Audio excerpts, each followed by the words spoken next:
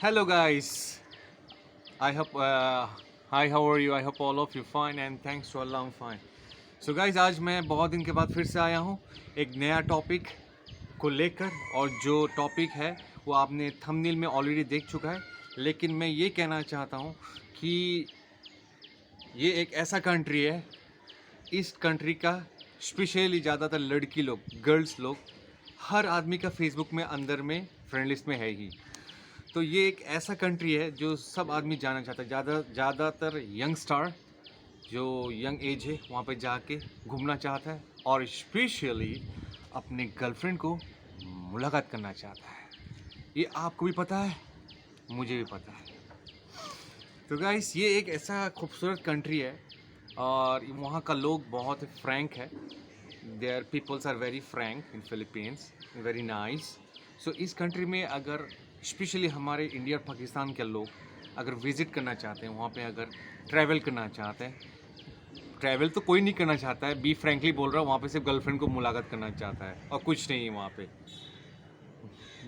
10% लोग सिर्फ वहाँ पे सब घूमना चाहते हैं, लेकिन ज़्यादातर तो गर्लफ्रेंड को मुलाकात करना चाहता है। वो आपको भी पता है और हमें भी पता है क्योंकि वो ऐसा कंट्री है जो अट्रैक्शन है, बहुत बढ़िया है, जिसको मैं स्पेशली बोलता हूँ हॉट एंड सेक्सी कंट्री।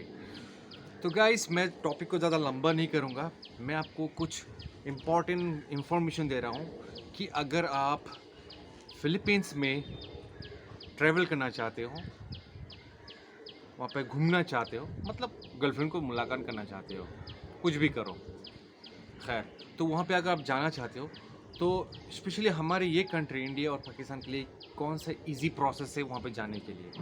क्योंकि मैंने देखा है कि कोई अगर ऑनलाइन अप्लाई करता है, ऑनलाइन फिलीपींस जाने के लिए इमिग्रेशन में, यहाँ के एम्बेसी में अगर अप्लाई करता है तो बहुत कुछ डॉक्यूमेंट चाहिए। फिलीपींस में बहुत थोड़ा सा डिफ़िकल्ट है डॉक्यूमेंट्स के लिए, तो इंडिया और पाकिस्तान के लिए, ठीक है।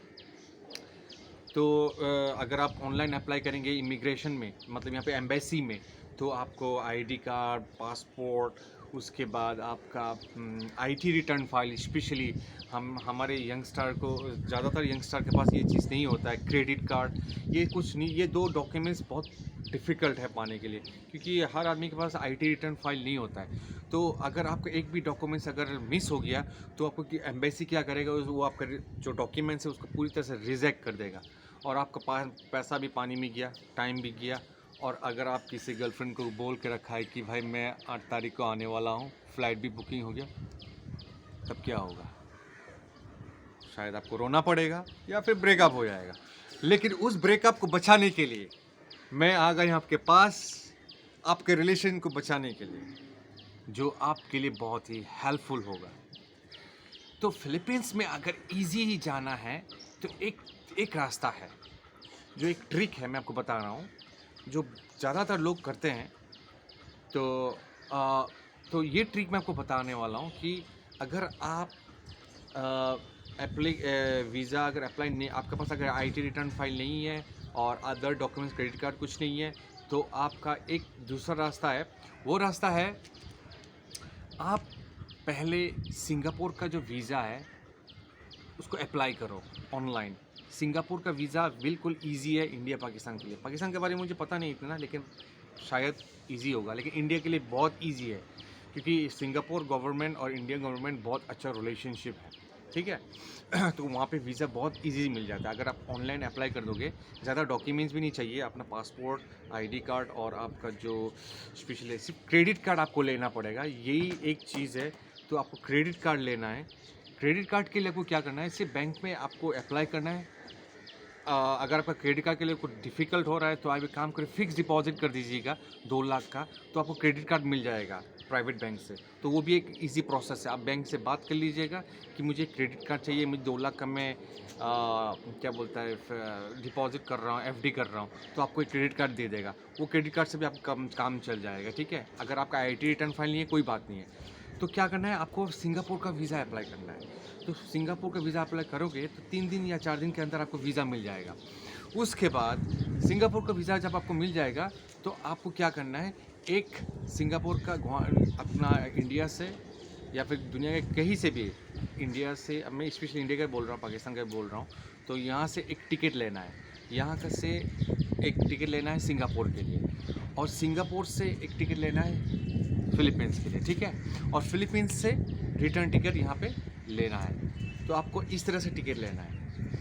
तो मैं आपको बता देता हूँ, जब आप टिकट खरीदने के बाद आप वहाँ पे फ्लाई करेंगे, आपको सिंगापुर का वीज़ा आपको जब मिल जाएगा, तब आप जब वहाँ पे एयरपोर्ट लैंड करोगे सिंगापुर में, आपको 2-3 दिन 4 दिन 5 दिन नहीं रहना है। अगर आपको सिंगापुर में घूमना है तो अलग बात है, लेकिन अगर आपका पूरा फुल अटेंशन है फिलीपींस ट्रैवल करने के लिए, हाँ, तो आपका सबसे इजी प्रोसेस है सिंगापुर में जब आप उतरोगे, उतरने के बाद आपको सिर्फ सिंगापुर में सिर्फ 1 दिन रहना है। ऐसा भी हो सकता है सुबह अगर पहुंच गए तो शाम को भी अगर फ़्लाइट ले सकते हैं तो वो भी आप एक दिन भी आप एग्ज़िट कर सकते हो, लेकिन एक दिन रहना है ठीक होगा, क्योंकि आप एक ट्रैवल करोगे, थोड़ा सा फ्रेश भी हो जाओगे और माइंडसेट भी हो जाएगा। तो सिंगापुर में होटल में एक रात गुजार लो। जब आपका पास सिंगापुर का वीज़ा मिल गया, आपका पास जो पासपोर्ट में थप्पा लग जाएगा सिंगापुर का, तो ये जो सिंगापुर का वीज़ा यही आपका हथियार है, यही आपका इम्पोर्टेंट थिंग्स है। तो ये अगर वीज़ा आपका पास रहेगा तो आप क्या करेंगे, सिंगापुर से आपको डायरेक्टली आप फ़्लाइट लेके आप फिलीपींस जा सकते हो, ठीक है। कोई ना आईटी फाइल चाहिए ना कुछ चाहिए, कुछ नहीं चाहिए, सिर्फ आपको सिंगापुर या जापान, यूके, यूएसए, इस 3-4 कंट्री है, 4 या 5 कंट्री, उस कंट्री का अगर वीज़ा आपका पास है, वैलिड वीज़ा है, तो आप फिलीपींस में विदाउट आप अप्लाई करके ऑन अराइवल जा सकते हो। समझ गए ना, ऑन अराइवल जा सकते हो। तो हम लोग को इंडियन के लिए सबसे इजी होगा सिंगापुर। तो सिंगापुर में अगर फ्लाई करोगे, सिंगापुर से सिर्फ एक रात रहने के बाद आप फ्लाई करोगे, फिर नेक्स्ट डे फिलीपींस में मनीला या फिर सीबू, कोई भी सिटी में अगर आप जाना चाहते हो, मिंदानाओ जाना चाहते हो, कहीं भी इंटरनेशनल जो एयरपोर्ट है वहाँ पे आप उतरोगे, उतरने के बाद आपको ऑन अराइवल वीज़ा मिल जाएगा। वो लोग सिर्फ आपको देखेगा आपका पासपोर्ट में कि आपका सिंगापुर का वीज़ा है और वैलिड है, तो आपको कोई परेशानी की कोई ज़रूरत नहीं है। आपको 15 दिन का, याद रखिएगा अच्छी तरह से, सिर्फ 15 डेज़ का आपको ऑन अराइवल वीज़ा मिलेगा, उसका ऊपर नहीं मिलेगा। और वो वीज़ा आप कभी एक्सटेंड भी नहीं कर सकते हो, कुछ नहीं कर सकते, लेकिन 15 दिन आप अपना गर्लफ्रेंड के साथ घूम सकते हो, और क्या कर सकते हो तो आपको बात है, वो तो आपको पता ही है।